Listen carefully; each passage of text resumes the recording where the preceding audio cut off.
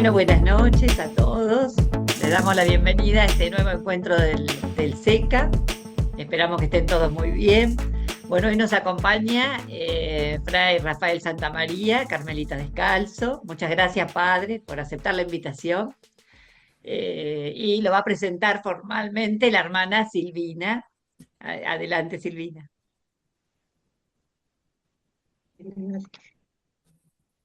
Hola, buenas noches a todos. Nosotras decidimos presentarlo a Rafael en comunidad. Somos la comunidad del Carmelo de María y bueno, queremos presentar a nuestro amigo y hermano, Fray Rafael Santamaría, que nació un 6 de noviembre de 1954 en la provincia de Burgos, España.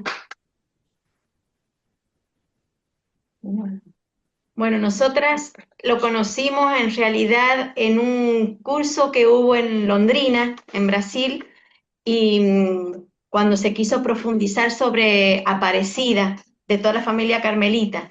Bueno, ahí tuvimos la oportunidad de, como fuimos en comunidad, conocimos, bueno, a otros frailes, pero Rafael en especial porque también era el nexo de comunicación cuando daban las ponencias. Él era el traductor al español, ¿no? Y bueno, la experiencia que tuvimos fue de mucha fraternidad, un hermanazo, digamos, hablando en argentino, y, y también lo que nos llamó la atención, su amplia perspectiva y, y de acoger, ¿no? De acoger todo lo que se estaba viviendo. Y una de las anécdotas que tenemos era que estaba Carlos Mester dando una ponencia y lo querían apurar y él, lo escuchamos nosotros, ¿no? Lo que estábamos teniendo, le dijo a un profeta no se lo calla, ¿no? Así que un poco así nos da cómo es Rafael de sólido.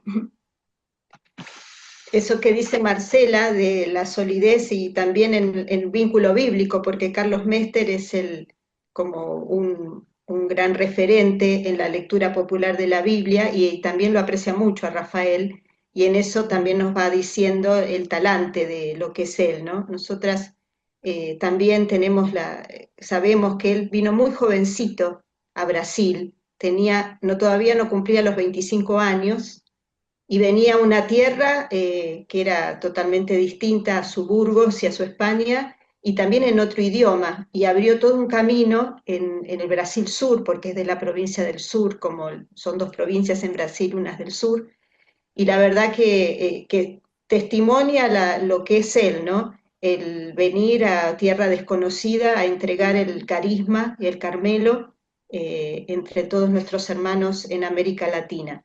Así que bueno, eso es dar gracias, ¿no? Por ese testimonio de vida de él. Bueno, y simplemente para terminar, nosotras queríamos, no, seguramente hay datos que uno con facilidad los busca en otro lado, ¿no? Pero lo queríamos presentar por lo que es para nosotras, que es un padre, un hermano y un amigo, no por lo que, tanto por lo que hace, sino por quién es él. Que bueno, bienvenido, padre Rafael.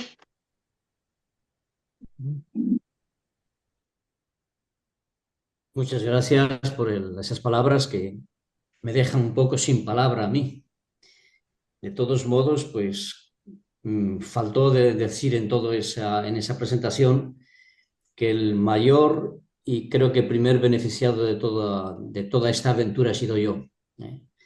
Hoy tengo, pues no solamente amigos, sino que tengo rostros y sentimientos a los dos lados del Atlántico, cuando tal vez en aquel momento de mi partida, pues pensé que algo se quedaba atrás, ¿no?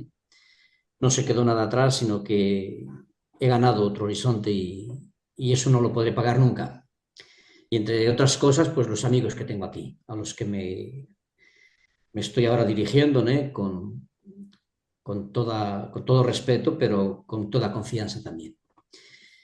Bien, pues sin más demoras, voy a intentar hacer una breve reflexión sobre la esperanza. No he preparado ningún esquema así para presentar o para compartir en tela, porque no quiero que esto sea una especie de ponencia o de ¿cómo decir?, de clase magistral o por lo menos de clase, no, no. Es una reflexión que tengo que confesar que la he hecho y la he compuesto con palabras prestadas de otras personas que saben más que yo y que inclusive ustedes pues habrán escuchado en algún lugar o habrán leído algo de todo esto, ¿no? Porque hoy se publica todo y todo está, o por lo menos gran parte está a disposición de aquel que lo busca. Yo por eso pues les digo con toda verdad que mucho no es mío, sino que lo he recogido y que con la confianza que da la fraternidad y el saber que todo es ministerio, pues con esto lo presento, ¿no? Bien, le di el título de Dar razón de la esperanza, ¿no? Porque de hecho, si hay algo en el cristianismo que nos debería preocupar es el testimonio que damos. Y la esperanza, pues, es una realidad importantísima, o por lo menos que es central. Voy a presentar como que mi reflexión en tres momentos. Un primero de introducción o de consideraciones muy generales. Un segundo momento de intentar, pues, como que no una definición, sino un ajuste un poquito de lo que se puede entender por esperanza. Y un tercer momento, pues una reflexión o una iluminación bíblica no desde dos textos, sino desde dos referencias, el Antiguo y el Nuevo Testamento, apenas eso. Y después pues dejamos abierto un espacio para que surjan preguntas, que creo que sí que las habrá. Bien, a modo de introducción, pues no es ninguna descubierta si decimos que el ser humano es alguien que vive esperando siempre. No se conforma ni con el pasado, ni con el presente y mucho menos con el pasado. Siempre está abierto al futuro, ¿no? La esperanza nos da la vitalidad, la experiencia de vitalidad de la vida, ¿no? Sin esperanza no podemos comprender la vida, no tiene sentido. Quedar parados en lo que ya hemos conquistado no nos satisface a nadie. La esperanza en el hombre, por tanto, es anterior incluso que a la propia vida. Ya llegamos a ella esperando, ¿no? Ya con el ansia de conocer, de abrirnos, de madurar en definitivo, ¿no? El problema de la esperanza, o mejor, la primera dificultad con que la esperanza se encuentra es si todo lo que esperamos tiene sentido. El sentido de la vida, de la existencia, de las experiencias, de todo, ¿no? Es lo que nos preocupa, de hecho, no tanto lo que hacemos o cómo lo hacemos, sino el sentido que tiene. Y esto es lo que nos da felicidad o lo que nos frustra. No tanto las obras hechas, sino si han alcanzado a significar aquello que nosotros queríamos. Y de hecho la religión pues también se preocupa de esto, ¿no? Todas las religiones, ¿no?, orientan el sentido de la vida a esta perspectiva, ¿no?, a que la vida de hecho dé razón de sí misma, ¿no? Sin esperanza no habría valores ninguno, ¿no? Todo sería una manera de pensar o de sentir o de gustarnos o no gustarnos. Seríamos como que espectadores.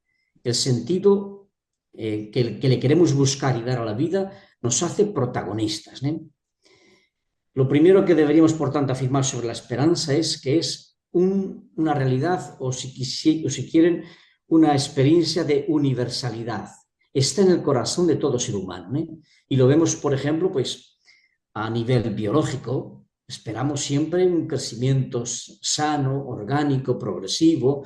Nos aterra, mejor, no sé, esa palabra no sé si es española, nos preocupa mucho la enfermedad, ¿eh? Las dolencias, el perder la salud, todo esto nos preocupa mucho. Entonces, en el sentido biológico también hay una esperanza de llegar, pues eso, de no morir a los 15 o los 20 años, ¿no?, sino llegar con la vida cumplida. ¿Qué decir en el campo intelectual, por ejemplo, ¿no?, todo el campo de la cultura? Cuántos esfuerzos, cuántas pretensiones, cuántos anhelos, ¿no?, cuántas horas de estudio, por ejemplo, de trabajo para aprender más y mejor, para conocer la vida, sus misterios. Y no me refiero apenas a sentarse en un banco de una facultad o de un colegio, sino esa actitud de conocer el misterio de la propia vida, ¿no? Y todo eso nos preocupa. Y no todas las respuestas o las explicaciones que recibimos nos dejan satisfechos. Bien. Y a nivel afectivo, aquí cada uno podría y debería hablar, ¿no?, de cómo si hay algo que nos preocupa y que nos abre a la alteridad, al otro, es la afectividad, ¿eh? Si hay algo que nos angustia es la soledad, el no tener con quién compartir nada, o el sentirnos como que despreciados, o que no tenemos espacio en la vida de los otros. En fin, son realidades que las entendemos pues, con mucha facilidad, yo creo, ¿eh? Pero valores como, qué sé yo, desde los más materiales, como puede ser el dinero, la comida, o el descanso, o el trabajo, la salud, y otros de tipo más espiritual, como el amor, la libertad, la paz, los amores, son todas realidades que están siempre cuestionándonos, ¿no? Que están de alguna manera exigiéndose una respuesta, ¿eh? Bien, pues delante de este panorama, que no sé si he conseguido expresarlo un poquito con pausa y con claridad, delante de este panorama digo, no queda más que como que una conclusión muy evidente, que la esperanza no solamente es una cualidad propiamente y estricta, específicamente humana, sino que es ella, la esperanza, la que nos da una comprensión de la humanidad irrenunciable. Es en la esperanza donde tomamos conciencia de nosotros mismos, donde las preguntas tienen sentido y donde incluso las dudas nos abren no a la nulidad o a la esterilidad, sino que nos abren a buscarnos respuestas y explicaciones mejores de aquellas que teníamos, ¿no? La carencia o la ausencia de las cosas las experimentamos siempre como una propuesta de que algo nos falta y que no nos conformamos con lo que nos falta. Siempre queremos más. Y permítanme un pequeño paréntesis. Creo que nuestra espiritualidad, un tanto, por lo menos la parte ascética de la espiritualidad, nos ha acostumbrado a renunciar a esto, a la plenitud. No, la plenitud es una palabra un poco peligrosa, pero sí a la totalidad. Nos hemos acostumbrado en muchos círculos de formación espiritual, nos han acostumbrado, no sé, a conformarnos con poco. Hablamos con palabras como submisión, humildad, recogimiento, no pretensión, y en lo que dicen puede ser que de hecho sean correctas y tienen un valor, no digo que no, pero creo que guardan un riesgo un tanto peligroso, ¿eh? De hacernos dudar de la grandeza que Dios ha depositado en nosotros. Bien, pues la esperanza es lo contrario. La esperanza nos abre a no conformarnos con aquello que ya hemos conquistado. Si eso lo vivimos como avaricia o como egoísmo, ese es otro problema. La esperanza, de hecho, nos pone en movimiento, ¿eh? El progreso, el avance, el desenvolvimiento, el desarrollo de la vida humana, ¿eh? Es un valor que deberíamos siempre cultivar. Todos los descubrimientos a cualquier nivel, los esfuerzos, los sacrificios, en definitiva las opciones que vamos tomando en la vida, están motivadas por una esperanza. Nadie corre atrás de nada, o nadie corre atrás de lo negativo, de aquello que sabemos que nos va a perjudicar. No, si lo hacemos es porque vemos en eso un bien, y ese bien tiene características de valor. Otra cosa, repito, es que nos podemos equivocar en la configuración o en la catalogación que hagamos o que podemos hacer de lo que creemos que es un valor. Esto, otra consecuencia importante de esta comprensión de la esperanza es que ella es dinámica también. Es como que, no voy a decir que es como el agua entre los dedos, pero sí como que siempre está un paso adelante de nosotros. Nunca conseguimos dominarla, nunca está como que una herramienta a nuestra disposición. Siempre exige más y exige más. Es como un horizonte que se va descubriendo cada vez que subimos una montaña, ¿no? Y subimos otro pico y vemos más y más y más. Bien, pues no es una realidad estática, es profundamente dinámica, es comprometida y comprometida con nosotros mismos. El estancamiento, el aburguesamiento, la falta de creatividad, la falta de iniciativa, la falta de apertura al cambio y a las novedades, pues son una de las cosas que nos envejecen. Y esto la esperanza lo niega, es decir, no lo aceptan, ¿eh? En el fondo, todas esas realidades son síntomas de que nuestra esperanza se está apagando o que ya se ha extinguido, ¿no?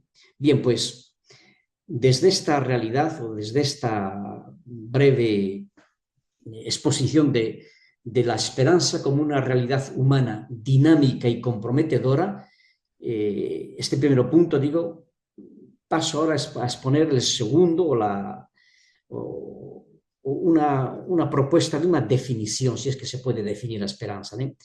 Y es evidente que se puede, o la definición pues depende mucho del ángulo desde el cual nos situamos.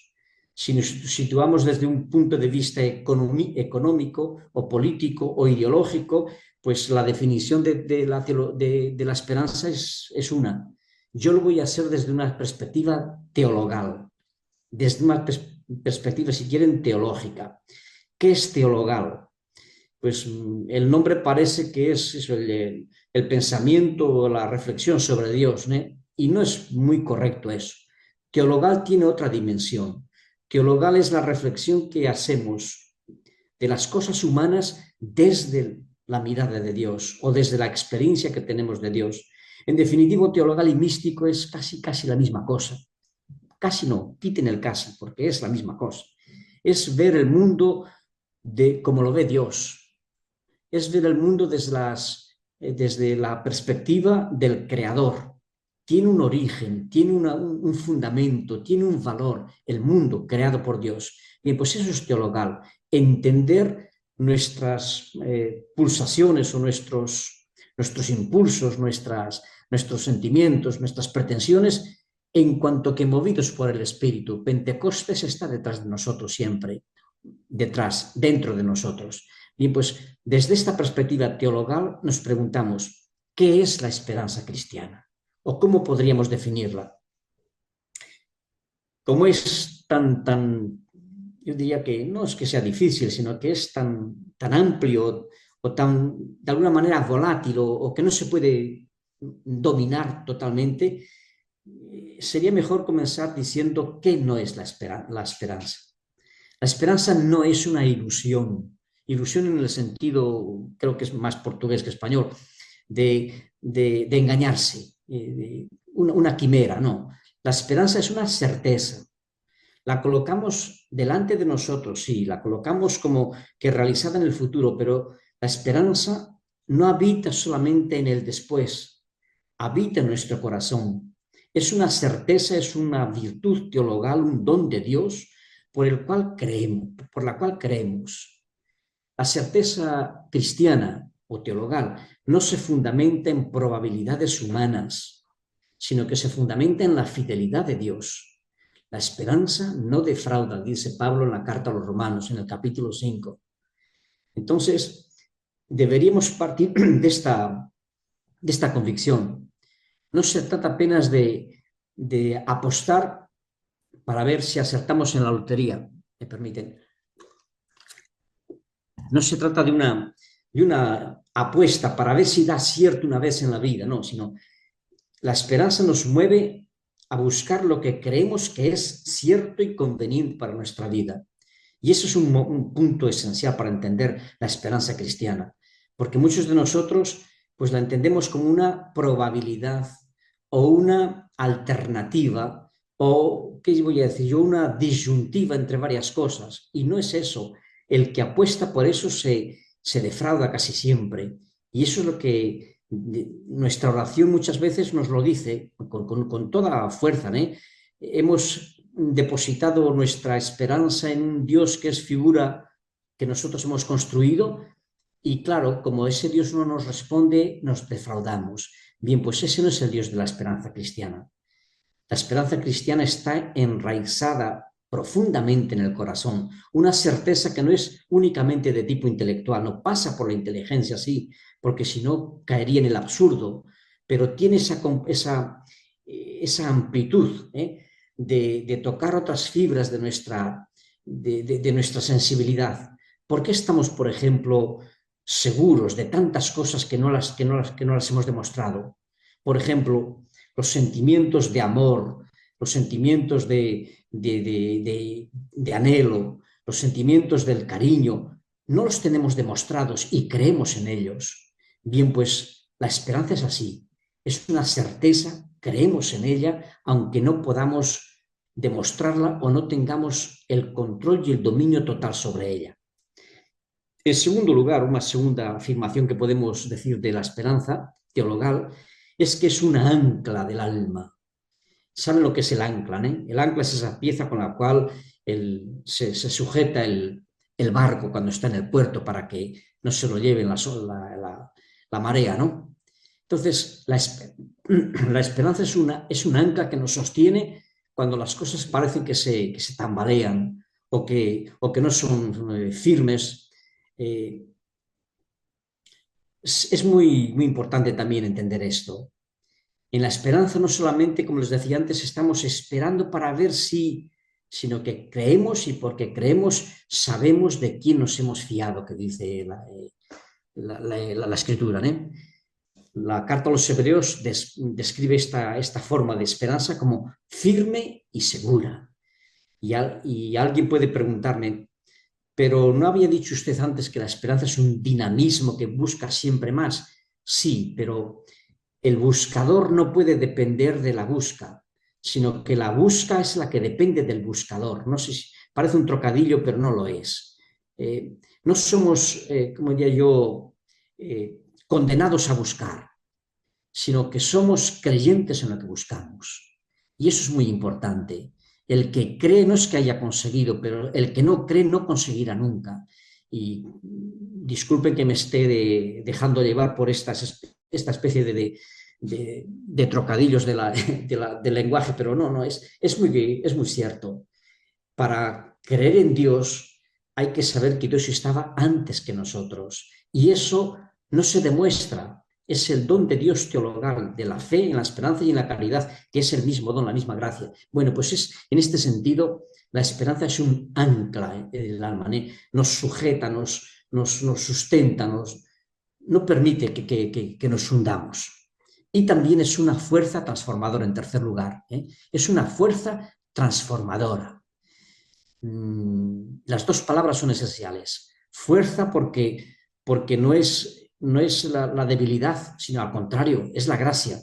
Y es transformadora porque no es apenas una experiencia volátil, sino es una experiencia que nos clava como criaturas en la tierra y nos obliga a ser colaboradores con la creación. No es una evasión, la esperanza, para librarnos del mal, sino que es un impulso para comprometernos con el bien y con la creación. Nos permite enfrentar tribulaciones con paciencia, con esfuerzo, con serenidad, sin que el viento nos lleve de lado a lado como esas hojas secas del otoño, ¿eh? Sabiendo que siempre habrá propósito por nuestra parte, nunca podremos o deberemos abrir mano de aquello que nos hemos propuesto. El propósito es algo irrenunciable, y por otro lado que siempre habrá redención. Creemos en que aunque hayamos fallado, siempre será posible de alguna manera recuperar aquello que hemos perdido. Bien, pues esto que parece pues muy, yo diría que muy, pues no sé si fácil de entender, pero de alguna manera pues convincente, ¿eh? Tiene un pero, que se dice, un pequeño obstáculo, ¿eh? Y es que esta esperanza no se entiende apenas desde las categorías solamente humanas. La esperanza así entendida solo se puede asumir desde una actitud de fe, de creyentes, ¿eh? La cuestión fundamental para el cristiano, por tanto, es que si esperamos realmente lo que creemos y creemos realmente lo que esperamos. Porque hasta que no llega el Tomás de turno, no nos cuestionamos. Y como Tomás, vamos escuchando cosas, nos dicen que sí, que han visto al Señor, que nos dicen tantas cosas, pero hay un momento en la vida con el cual nos encontramos todos, cuando todos nosotros decimos, sí, pero si no lo veo, no lo creo. Si no me lo demuestran, siempre será ese el riesgo de la esperanza. tentar como que someterla a nuestra comprensión, cuando les digo que es la esperanza la que nos tiene que ayudar a nosotros a comprender la vida y a nosotros mismos. El misterio de Dios no es el que nosotros entendemos, sino que el misterio de Dios es el que nos da la luz suficiente para que nos comprendamos a nosotros mismos. Por tanto, lo que debemos distinguir es lo que es verdaderamente objeto de esperanza y aquello que es fruto de nuestros sueños y de nuestras fantasías. Y aquí está la gran pregunta que el ser humano siempre tendrá. ¿Por qué creo en lo que creo y por qué espero en lo que espero? ¿Quién me da garantías? Muy buena pregunta. ¿Quién nos da garantías de esto? ¿Las tenemos? ¿De qué clase? Y ahí entra cada cual con su experiencia religiosa, con su experiencia espiritual, para saber que no todos son monedas para ser contadas, que hay algo que es necesario invertir a fondo perdido, y la esperanza es la que nos da esa comprensión de que vale o no vale la pena. San Juan de la Cruz nos dice que la esperanza es quien purifica ¿cómo se dice?, la facultad del alma de la memoria, porque la memoria nos hace comprender quién somos, ¿no? Memoria de nosotros mismos. La memoria como que nos recoge así un poquito y nos da la figura de quién somos. Y pues purificar esa memoria, esa figura de quién somos, nos lo da la esperanza. Porque si comprendemos el trayecto que hemos traído hasta ahora y el que pretendemos, comprendiendo el trayecto, también vamos a descubrir en él que ha habido cosas que no tienen explicación. De esto todos tenemos experiencia alguna. Hay cosas que hemos pasado que cuando las pasamos, en aquel momento decíamos que no tenían sentido y han tenido que pasar meses o años para que hoy digamos, y valieron la pena. ¿Qué ha cambiado? ¿Ha cambiado el hecho? ¿Ha cambiado la experiencia? ¿O ha cambiado el sujeto? ¿O ha cambiado la comprensión que tenemos de nosotros mismos? ¿O ha cambiado la madurez de nuestro pensamiento? Bien, ahí cada cual tiene su propuesta ¿cómo voy a decir yo?, de autoconocimiento, ¿no? Bien, pues la esperanza nos va a colocar justamente en esta disyuntiva. Ahora sí que es una disyuntiva. Decirnos por qué creo en lo que creo y cómo creo. Y cuando la razón nos diga si no veo, no creo, ahí es donde tenemos que purificar probablemente nuestra memoria. Bien, a este respecto también y para ayudarnos a comprender la esperanza teologal, la Gaudium et Spes, que es el documento del Vaticano II sobre la Iglesia en el mundo actual, en el mundo moderno, afirma lo siguiente. La esperanza escatológica, la que viene de Dios, la virtud, no disminuye la importancia de las tareas temporales, sino que proporciona nuevos motivos de apoyo para su ejercicio.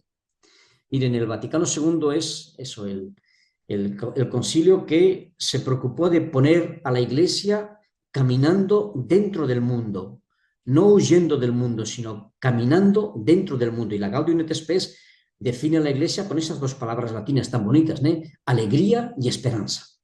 Bien, pues, para que no tengamos la tentación de la fantasía o de la irrealidad, dice que la esperanza escatológica no disminuye la importancia de nuestra tarea temporal, sino que nos proporciona motivos y fundamentos y apoyos para que la realicemos. El reino ya está en nosotros. Eso lo dice Lucas, lo dice Jesús, claro, en el Evangelio de Lucas. El reino ya está en nosotros y solamente desde la esperanza lo podemos entender. Si no entendemos que el reino ya está, siempre lo esperaremos en un eterno futuro que nunca se hará presente. El presente comienza cuando nosotros creemos que ya estamos trabajando por él. El compromiso en el aquí y en el ahora, decidido. El que no lo viva así nunca entenderá y no podrá entender la verdadera esperanza cristiana. Y esta es una de las tentaciones más fáciles que experimentamos. Casi siempre, especialmente cuando las situaciones son difíciles, ¿Cuál es la respuesta que nos damos? Por ejemplo, ante una tragedia, una muerte incomprensible de alguien joven o de un hijo que nos esperaba la muerte de él. Bien, Dios lo quiere, ¿no? Es así, es la voluntad de Dios, y con eso pues somos casi que blasfemos, porque Dios no lo quiere.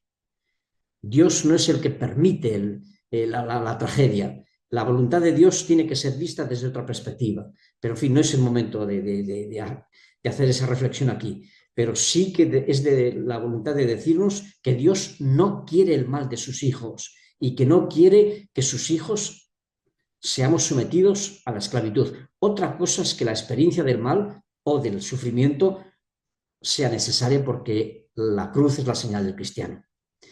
El Dios que nos creó por amor nos salvará también por amor mutuo. ¿Saben lo que quiero decir con esto? ¿No? Con amor mutuo a los otros, a los concretos, a nuestros prójimos. Lo dice San Juan en su carta, ¿no? El que dice que ama a Dios a quien no ve y no ama al hermano a quien ve es un mentiroso. Dios tiene el rostro del hermano y la esperanza pasa por el hermano, pasa por la creación, pasa por el mundo. Huir del mundo no es actitud cristiana. Esperar un mundo mejor sin comprometerse con él es irresponsabilidad, ¿eh? Jesús propuso como única norma que nos dejó: amaros los unos a los otros, y en esto conocerán que sois mis discípulos. Y no solamente en esa norma del amor mutuo, sino en las bienaventuranzas, por ejemplo, ¿no? ¿Quién son felices, bienaventurados?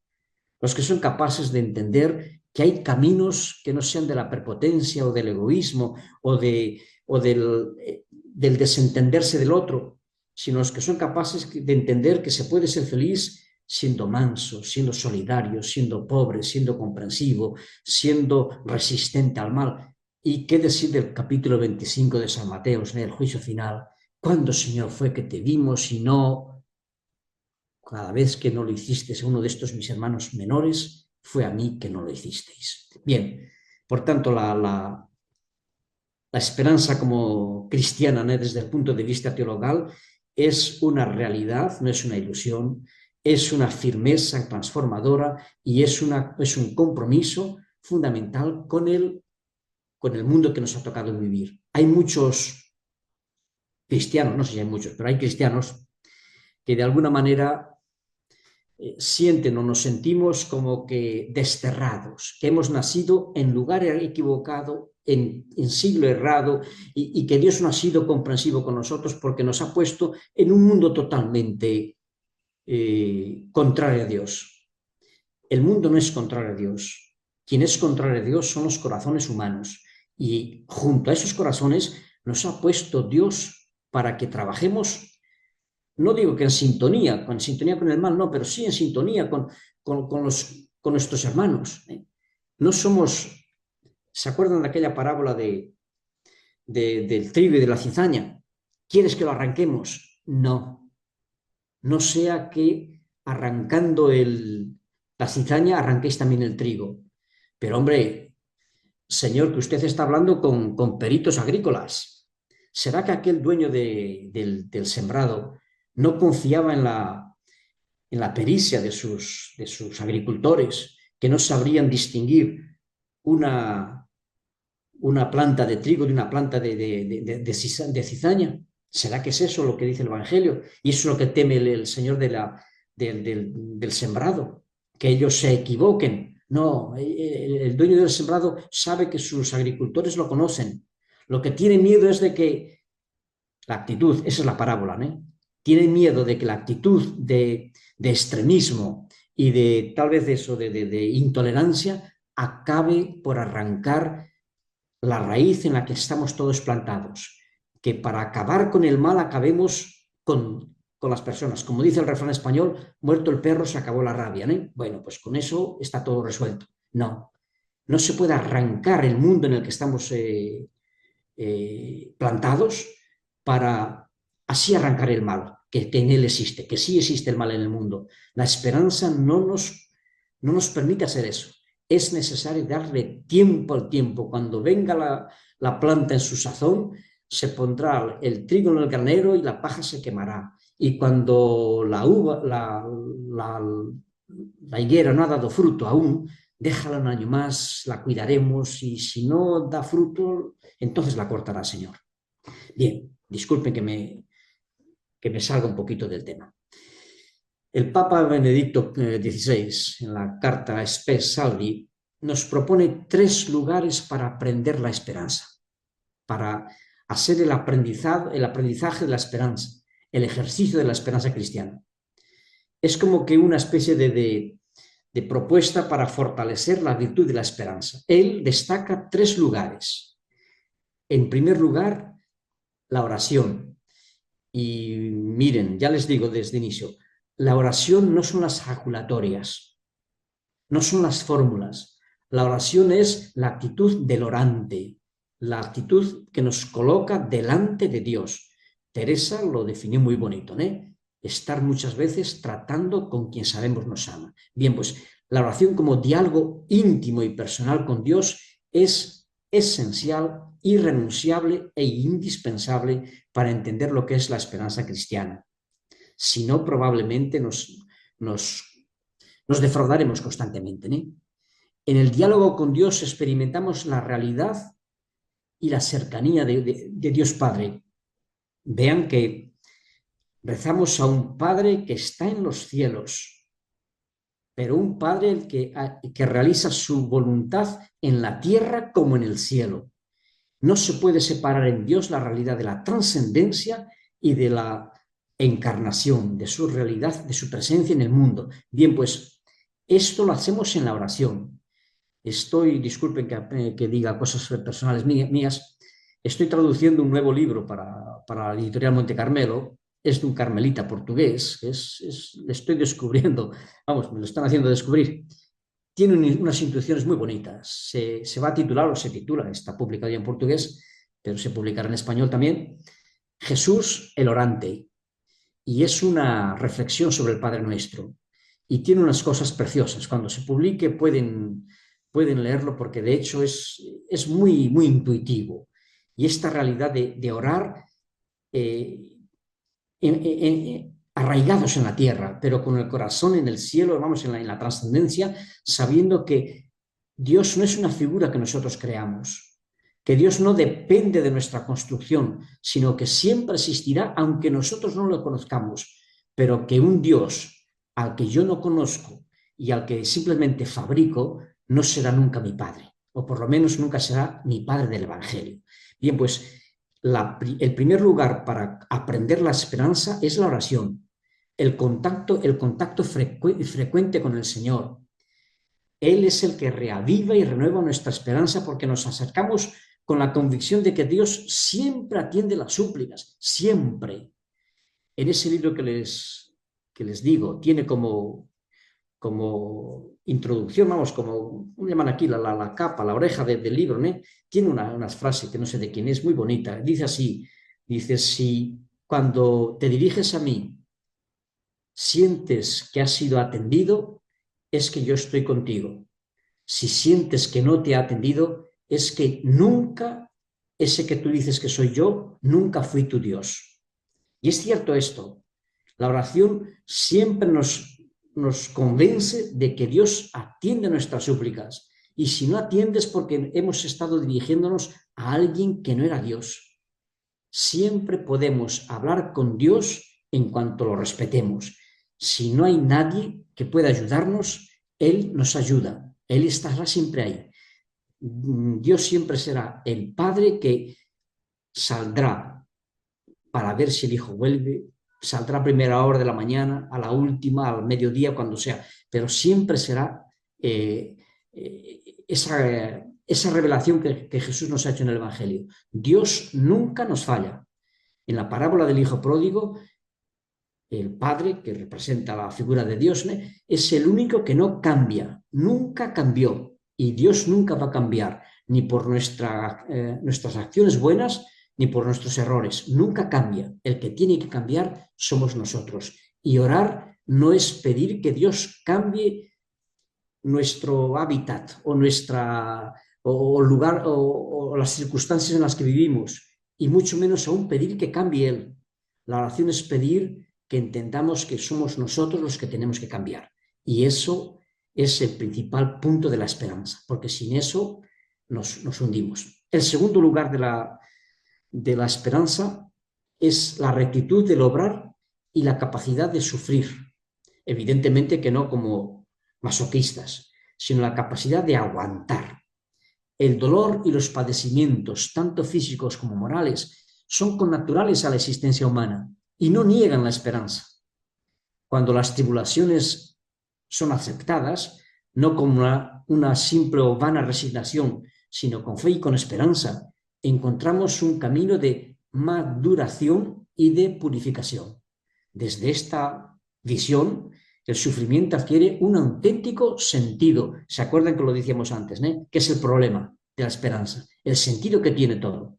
Y el sentido del sufrimiento, del esfuerzo, del trabajo o de la penitencia, como lo quieran llamar, siempre será el misterio redentor de Cristo.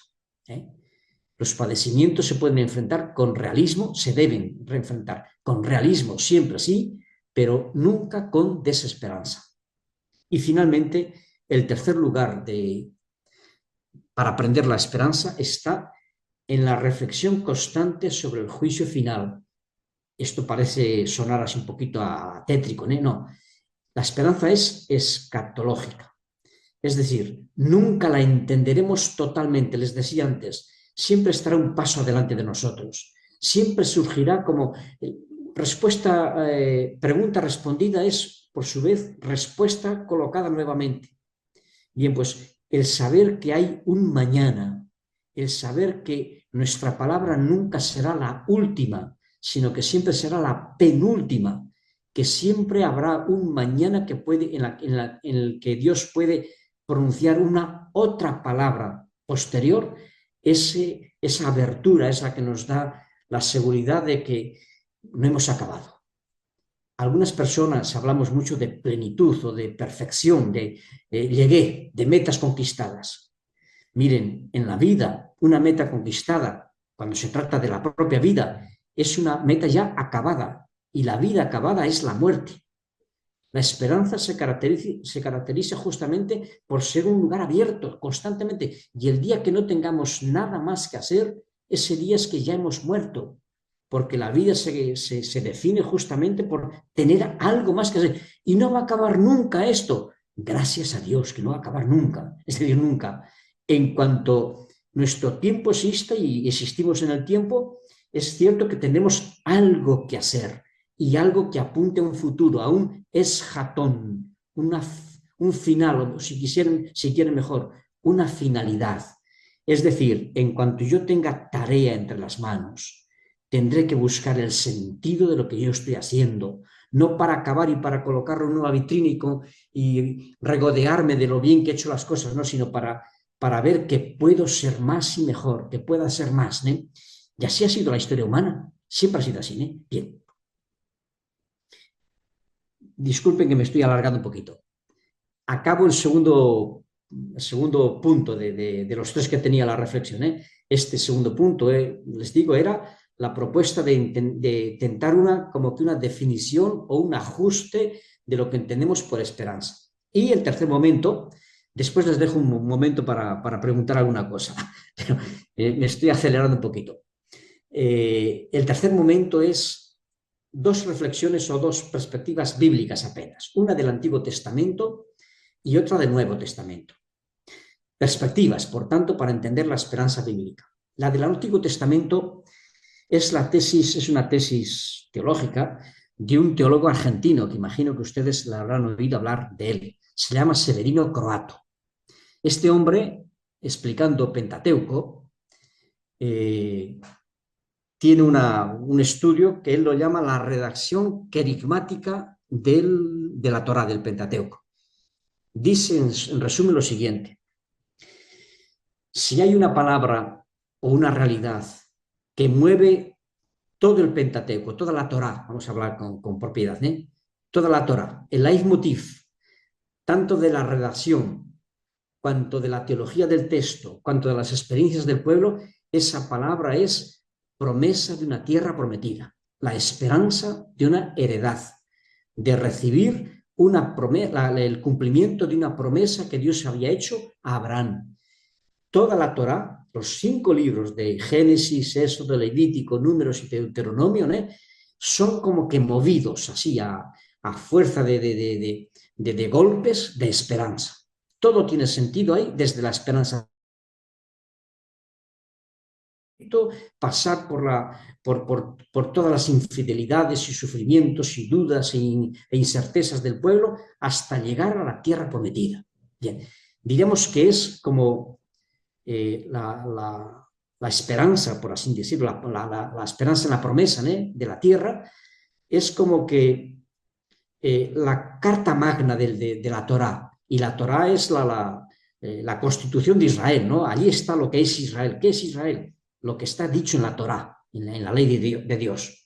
Bien, pues miren, esa Torá, esa narrativa de la ley de Dios, del Pentateuco, de la Torá, se cierra con el Deuteronomio, y yo les convido a que lean el Deuteronomio hasta el final.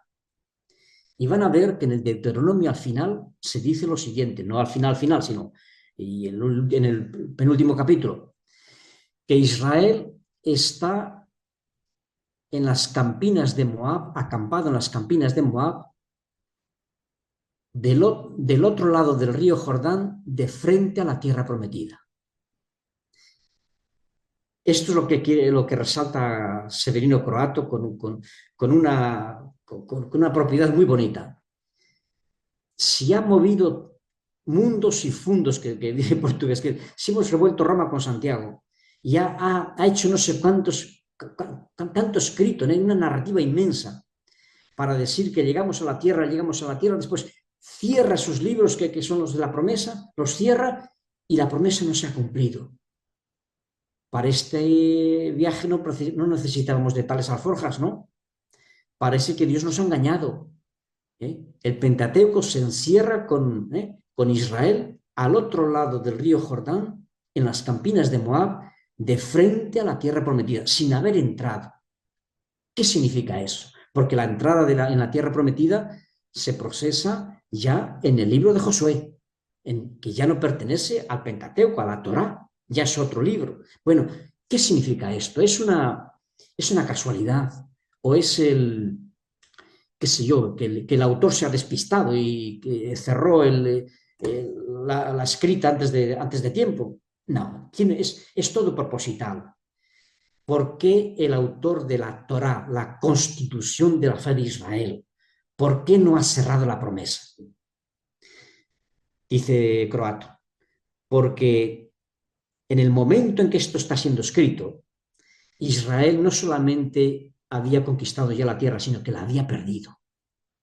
Esto está siendo escrito en el momento de la experiencia del exilio, cuando Israel ha experimentado la frustración y que lo que él creía de Dios no ha sido cierto. Y quiere continuar creyendo que Dios no le ha mentido. Aquí viene el autor sagrado para decirle, igual que para tus padres, igual que para Israel, tú siempre estarás delante de la propuesta de entrar en la tierra prometida, de conquistar la promesa, de recibirla por herencia como un don de Dios, siempre y cuando seas fiel como tus padres fueron fieles o seas infiel como tus padres lo fueron. Es una propuesta, una imagen, no voy a decir una explicación, pero sí es una imagen, una pretensión muy bonita de entender lo que es la esperanza cristiana. Catalogamos y valoramos nuestra esperanza por lo que conquistamos y no tanto por la abertura que nos ofrece de una vida que siempre estará en abierto, siempre estará en perspectiva de dar el paso. Y ese paso nos corresponde a nosotros. No solamente que nuestros antepasados nos conquistaron la tierra para nosotros, sino que el Jordán le tendremos que pasar nosotros. El Jordán, el paso decisivo, la decisión, el esfuerzo, incluso la caminada es nuestra, no le pertenece a nadie, ni siquiera a nuestros padres. Es nuestra, es personal, es de nuestra responsabilidad. Y es una imagen muy bonita. Es evidente que todo esto tiene un alcance mucho más rico de lo que les estoy diciendo yo. Pero como imagen, desde el Antiguo Testamento, miren, la Torá nos enseña que la esperanza felizmente no se cierra nunca, ni siquiera cuando hemos pasado. Siempre habrá un Jordán delante de nosotros, una tierra prometida que tendrá que ser también, además de don de Dios, decisión nuestra. Y el texto del Nuevo Testamento que les propongo para entender la esperanza es la primera carta de Timoteo, el capítulo 1, verso 10, sé en quién he confiado, o sé de quién me he fiado. Y aquí, claro, lo voy a decir en 2 palabras apenas. Es necesario redescubrir de quién nos fiamos. En otras palabras, es necesario redescubrir al Dios verdadero. Porque muchas veces a quien llamamos Dios no es Dios, es obra de nuestras manos, es ídolo que nosotros hemos fabricado, o si no quieren la palabra ídolo para no escandalizarse, es herramienta que nosotros hemos construido para resolver nuestras dudas o nuestras necesidades. Es necesario romper con las imágenes que tenemos de un Dios, por ejemplo, que recompensa a los buenos y castiga a los malos, el arquetipo del mal, condenación, infierno, contra el arquetipo de bien, salvación, cruz. No es correcto eso. Dios no es un Dios de alternativa, de o. Dios es siempre un Dios de sí. Se lo decía antes. Dios es siempre el Dios bueno, no hay un Dios malo. Dios no depende de lo que hayamos hecho, de bien o de mal. Quien depende del bien o del mal que hayamos hecho somos nosotros. Y si no, estaremos siempre con la eterna disyuntiva. ¿Por qué Dios a unos les favorece y a mí nunca me lo ha hecho? ¿Por qué a unos sí y a otros no? Esa imagen de Dios es perversa, no es correcta, no es evangélica, no es del Evangelio. Andaremos siempre buscando milagros, pero no milagros para cualquiera, sino milagros para mí, porque a mí nunca me toca, nunca llueve en mi huerto, que dice el refrán portugués. Es necesario reconstruir la imagen de Dios desde la dinámica de los místicos. Aquellos que descubrieron, como Teresa, no se olviden que Teresa llama esto su conversión, cuando vio no apenas el dolor de Dios, sino el dolor por quien lo había hecho y lo mal que ella lo había pagado. La imagen que ella tenía de que fue al convento justamente para librarse del infierno, porque sabía que por mucho que fuese doloroso el convento, no sería más que lo que le esperaba. Tenía una imagen de un Dios de la retribución, del mérito. Y la conversión de Teresa es justamente esto, entender que Dios es amor, que Dios no depende de nuestro pecado para amarnos. Bien, pues esta imagen del Dios amor es lo que les quería colocar como referencia neotestamentaria de la esperanza. Sé en quién he confiado. ¿Vos lo sabéis? Cada uno de ustedes, cada uno de nosotros, ¿sabemos en qué Dios hemos confiado? ¿O es el Dios del fariseo que rezaba orgulloso? ¿Es el Dios del público? ¿O es el Dios del mozo aquel de los, ¿cómo se llama?, de los contratados a la viña, que había llegado en primer lugar y que, como había trabajado más, tendría que recibir más? ¿O es el Dios del joven, del hijo de más edad, del joven mayor, de la parábola del pródigo? Nunca me has dado, siempre te he servido. ¿En quién confiamos? Y esto dicho para algunos de los que me escucháis, sois religiosos, no religiosas. ¿Qué pregunta, Frei? ¿Creemos en Dios, en el Dios del cristiano? Bien, ojalá que sea cierto. Y la segunda imagen que tendríamos que recuperar de Dios, lo voy a dejar aquí un poquito en abierto por si quieren hacer alguna pregunta, es la imagen que tenemos de la providencia. La imagen tradicional de un Dios sobre el que debemos reflexionar es el significado y el uso que hacemos de su providencia, de su voluntad. La categoría de siempre, tradicional, transforma fácilmente a Dios en un intervencionista caprichoso que hace lo que quiere, que que pide oraciones, que pide sacrificios, que pide ascesis, y hemos convertido la religión así en un teísmo. ¿Saben lo que es un teísmo? Es decir, creemos en un Dios que de vez en cuando, para que no olvidemos su poder, hace algún milagro o aparece en algún lugar. Dios no es así. Dios no depende de nuestras necesidades y de nuestras virtudes. Y así nos defraudamos tantas veces. ¿Por qué Dios no acudió a mí? La providencia de Dios no me considera, no me ha pagado justamente a mí. Esto destruye y derrota a la esperanza. Así surgen los dilemas, ¿no? ¿Cómo permite Dios las catástrofes naturales o humanas? ¿Por qué mueren tantos de hambre, inocentes? ¿Por qué incluso muchos siendo bautizados con más dinero que otros, pues no son justos o no son solidarios? ¿Por qué Dios permite eso? Estas preguntas ya las hizo un tal de Job 5 siglos antes de Jesucristo. ¿Y saben lo que hizo Dios? Después que le dejó hablar y dialogar en 3 discursos con sus amigos, ¿saben lo que hizo Dios? Se apareció y gritando del medio del firmamento le dijo: ¿quién es ese que abre la boca así para decir tales sinsentidos? Siéntate aquí en mi silla, ya que te consideras Dios, y tú me explicas a mí. ¿Sabes? Y agarró a Job por la mano, y le llevó por todo el cosmos, por toda la creación y por toda la historia. ¿Sabes de dónde surgen los vientos? ¿Sabes quién ha puesto murallas al mar? ¿Sabes cómo paren las cabritas? ¿Sabes dónde estabas tú cuando yo hice? No. Le va dando una lección de cosmología, de creacionismo y de historia. Le va haciendo comprender que el ser humano no se entiende si no acude al principio, a su origen. Y en el origen nuestro está Dios. Y eso solamente la esperanza nos lo dice. Si no, seremos siempre aquellos que estamos como que negociando, como Dios como una parte diferente de nosotros, cuando Dios está con nosotros, está del mismo lado que nosotros, y siempre estamos negociando con Él, ¿no? Y ahí tenemos teologías del mérito, de la retribución, del éxito, del suceso, de no sé cuántas más cosas. Y Dios, evidentemente, premia a los buenos porque son los buenos, y nuestra experiencia no nos dice lo mismo. Y es por eso que nos defraudamos, que nos decepcionamos y que abandonamos a Dios. Bien, pues es ahí donde entra la esperanza cristiana, para que tengamos conciencia de que tal vez al Dios a quien rezamos y al Dios de quien nos hemos fiado no es el Dios de la Biblia o del Evangelio. Gracias por escucharme, hermanas.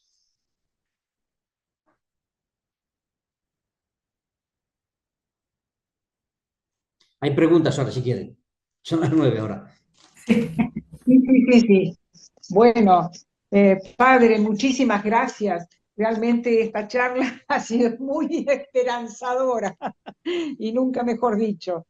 Ha sido una bocanada de aire fresco para el alma que, bueno, impulsa, que nos lleva para adelante en los propósitos que tenemos en la vida. Y hace pensar qué íntima relación realmente hay entre las 3 virtudes teologales, ¿no? Porque eso de que creemos lo que esperamos y esperamos lo que creemos, y también pensar, ¿no?, en qué Dios hemos confiado, ¿no?, que es el Dios del amor, y en Él todo lo esperamos. Y también recordaba las palabras de San Juan de la Cruz: tanto alcanzo cuanto espero. Así que sus palabras de que el que no cree, el que no espera, no busca y no encuentra. Bueno, es el tiempo para las preguntas, así que abrimos este espacio para el que quiera hacer preguntas o comentarios. Yo quería hacer un aporte, simplemente confirmar un poco lo que decía el padre, porque para la Pascua pasada compartí con algunos judíos, y esta experiencia de que ellos hacen esta vivencia de vivir el éxodo, o sea, lo que vivieron sus padres, digamos, nuestros antepasados, cada uno lo actualiza, es decir, lo tiene que sentir, ¿no? Esto de buscar la tierra, de vivir, el abandonar la esclavitud, ¿no? Y me gustó que, bueno, nosotros también tendríamos que tomar eso de buscar el sentido y la esperanza, ¿no? Nuestra tierra, a Jesús. Gracias. Muy bien. Es correcto eso, sí. Es muy bonito.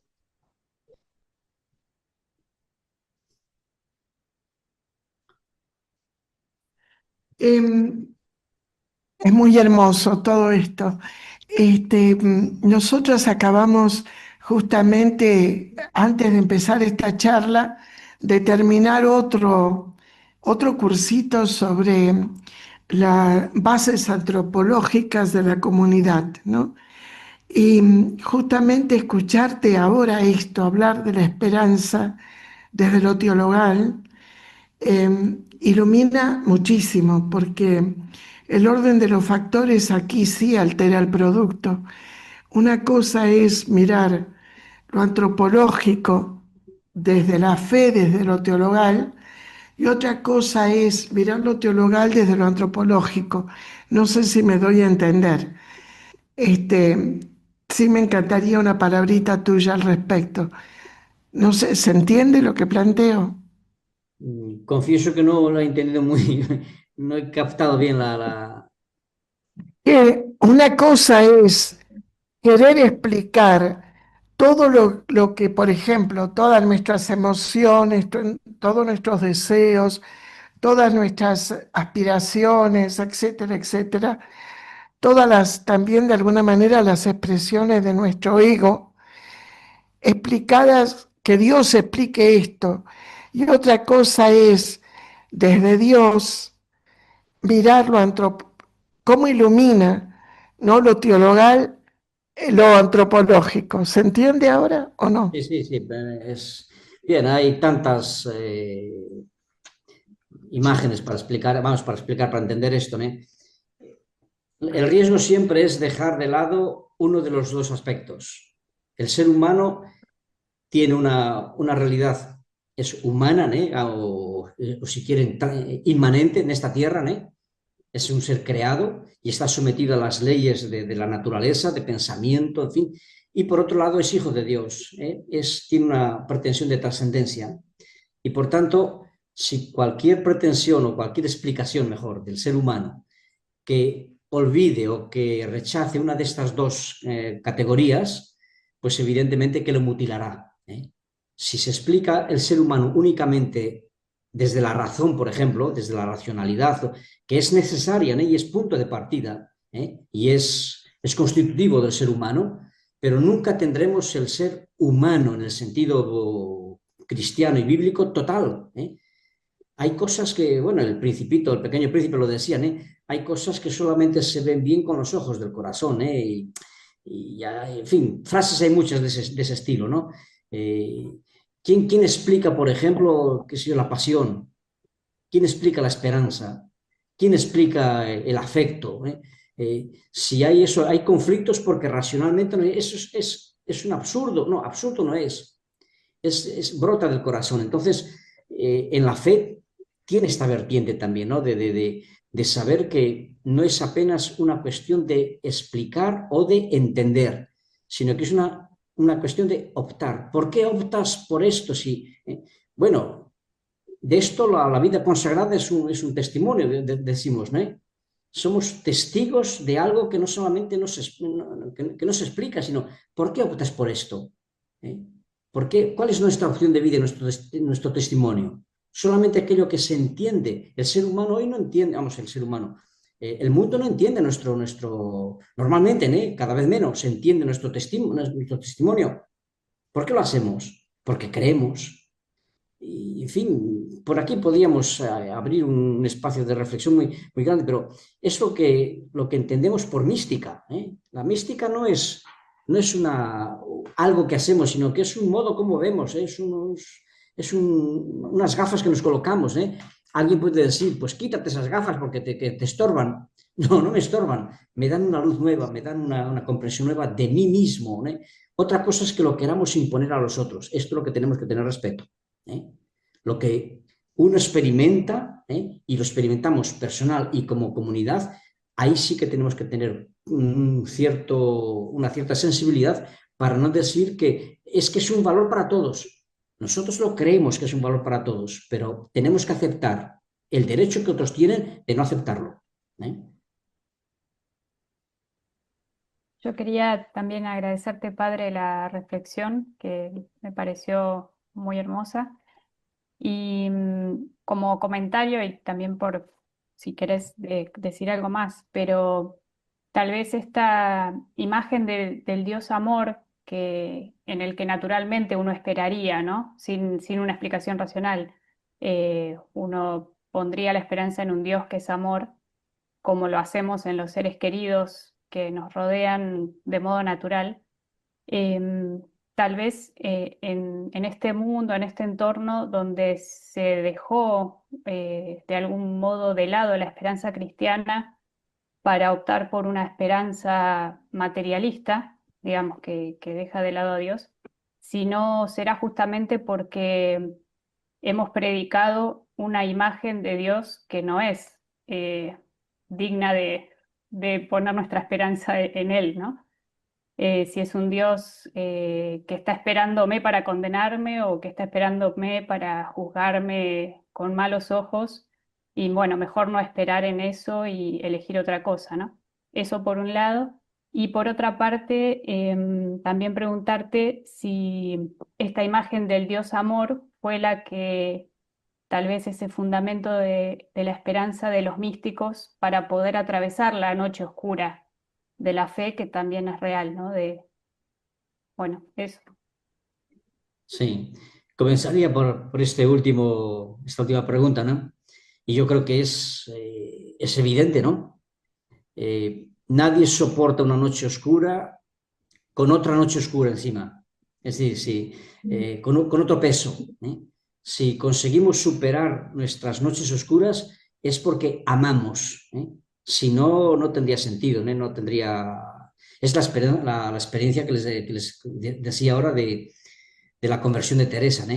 La conversión de Teresa no es de tipo moral, de dejar de hacer unos comportamientos equivocados para pasar a comportarse correctamente. No es de tipo moral la conversión de Teresa, como tampoco lo es la de San Pablo, por ejemplo.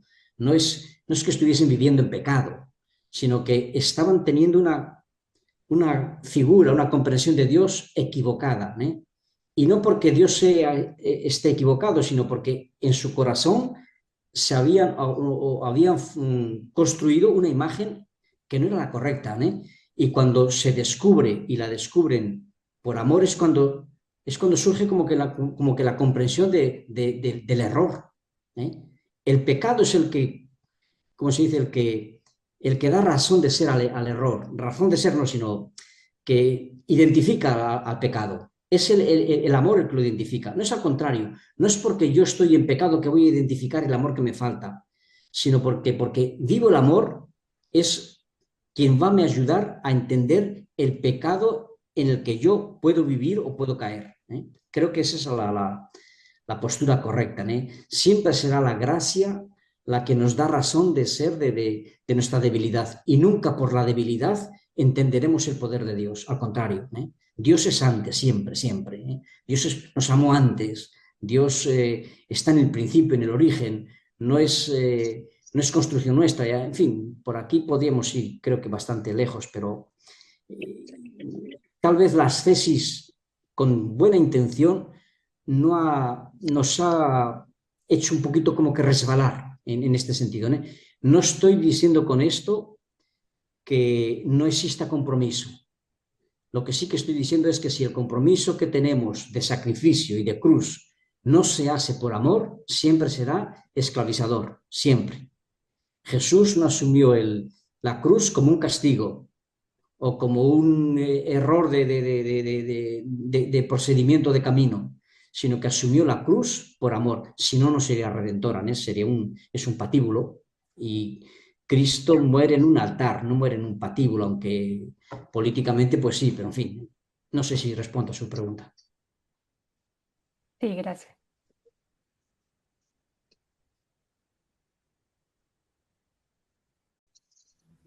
Bueno, si no hay más preguntas, el padre se va a tener que retirar, pero le agradecemos muchísimo, Espero el padre. viaje a La Plata ahora. Sí,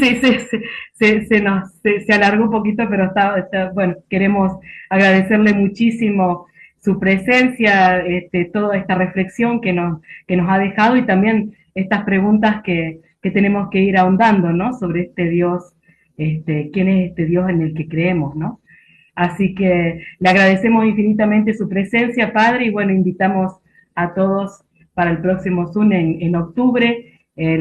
Va a ser el 3 de octubre a las 17 horas esta vez.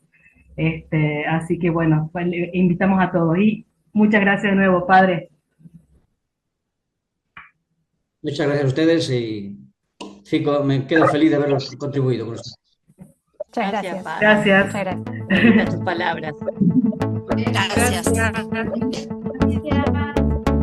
Gracias. Adiós a todos. Pronto.